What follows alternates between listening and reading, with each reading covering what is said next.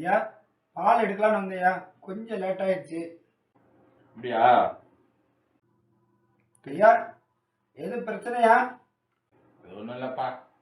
நம்ம நாகராஜ் இருக்காப்லையில போலீஸ் பிடிச்சிட்டு போயிட்டான். நாகராஜ் ஐயா என்னையா பண்ணாரு?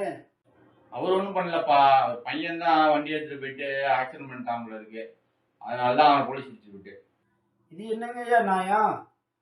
பையன் பண்ண தப்புக்கு அப்பா போய் பிடிச்சிட்டு போயிருக்கிறாங்க.